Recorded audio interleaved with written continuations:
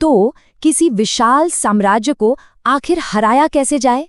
जवाब पता है, अक्सर ताकत में नहीं बल्कि समझदारी में छिपा होता है, जब आप लड़ाई का मैदान ही बदल दे।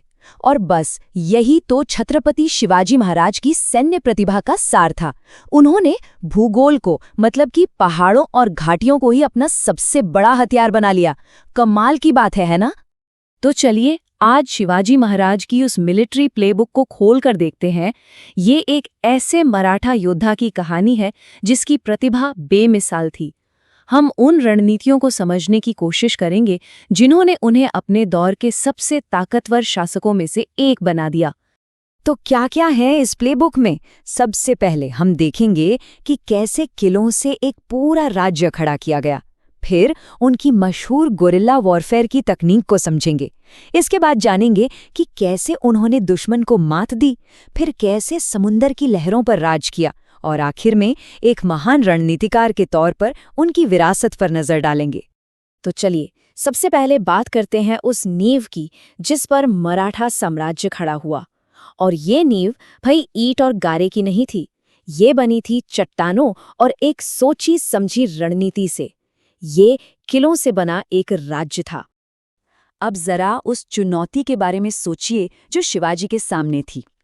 चारों तरफ बीजापुर सल्तनत और मुगल साम्राज्य जैसी महाशक्तियां, और उनके बीच में एक स्वतंत्र संप्रभु राज्य यानी स्वराज्य की स्थापना करना। ये कैसे मुमकिन होता?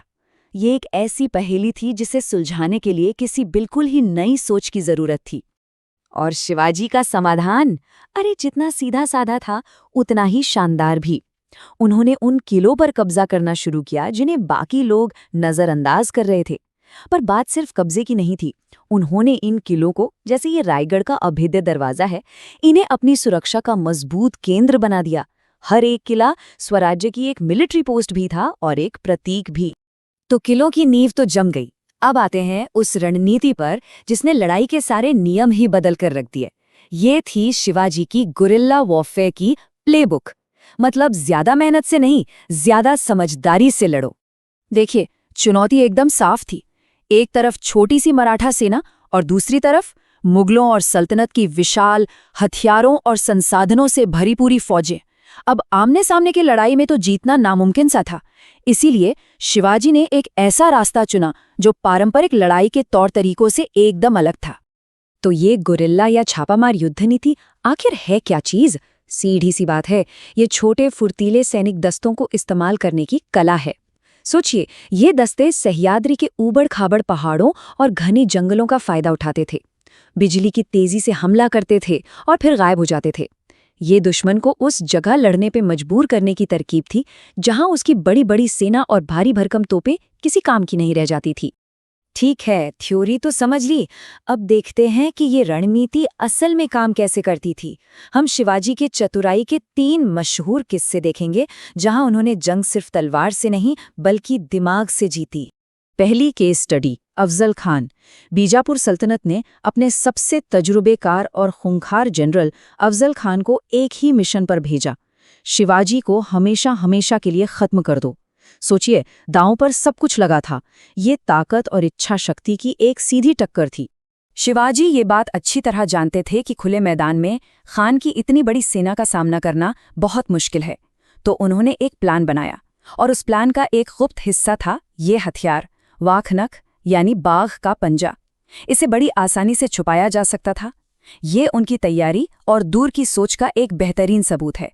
प्रतापगढ़ में घात लगाकर हमला करने का जो प्लान था वो हर कदम पर एकदम सटीक था। पहला स्टेप, अफजल खां को एक पर्सनल मीटिंग के लिए मनाना। दूसरा स्टेप, जगह चुनना, प्रतापगढ़ किले के नीचे घने जंगल जो मराठों का अपना इलाका था। और तीसरा स्टेप, जैसे ही खान आए छिपे हुए सैनिकों से हमला बोल देना। ये साइकोलॉजी और मिलिट्री वॉरफेयर का एक जबरदस्त कॉम्बिनेशन था।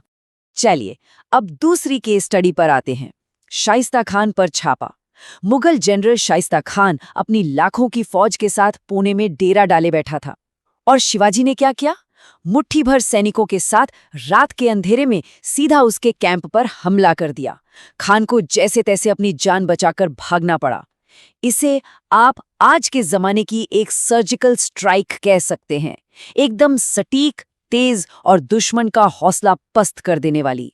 और तीसरा मामला ये मुगल साम्राज्य पर एक सीधा आर्थिक हमला था, सूरत की लूट।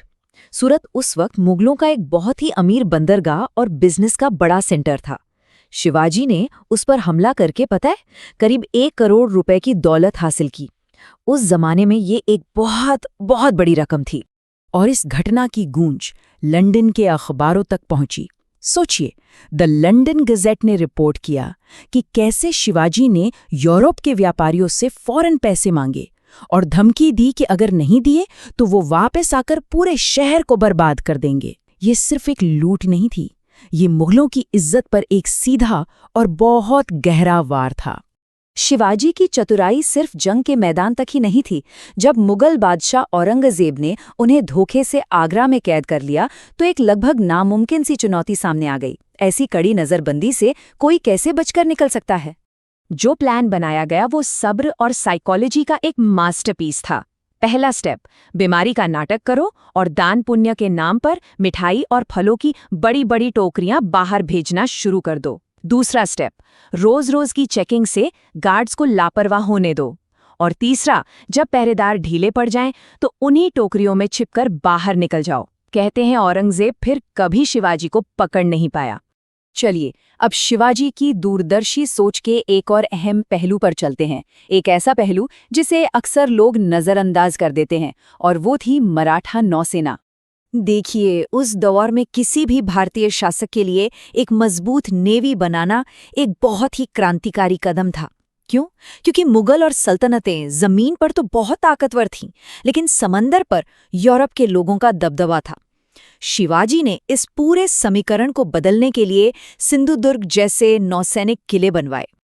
और ये नेवी सिर्फ रक्षा के लिए नहीं थी, इसने पुर्तगालियों की कार्टाज सिस्टम को सीधी चुनौती दी।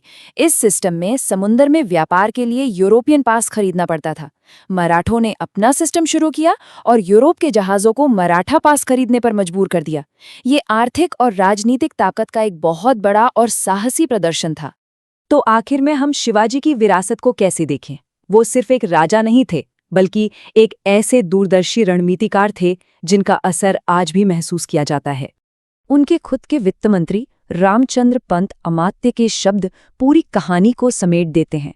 उन्होंने लिखा कि ये साम्राज्य सिर्फ किलों के दम पर बनाया गया था, और ये बात हमें वापस वहीं ले आती है जहां से हमने शुरू किया था।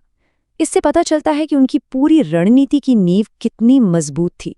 तो शिवाजी की विरासत क्या है? वो एक महान रणनीतिकार थे जिनकी तुलना अक्सर सिकंदर जैसे जनरलों से होती है। वो भविष्य के कई भारतीय राज्यों के लिए एक प्रेरणा बने।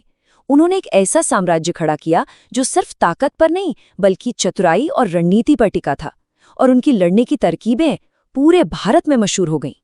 और ये सब हमें एक आखिरी सवाल पर लाकर छोड़ता है। जब हालात बिल्कुल आपके खिलाफ हों, तब रणनीतिक सोच से उन मुश्किलों पर काबू पाने के लिए असल में क्या चाहिए होता है? शिवाजी की कहानी हमें यही दिखाती है कि अगर रणनीति सही हो तो छोटी सी शुरुआत भी बड़े बड़े साम्राज्यों को चुनौती दे सकती है।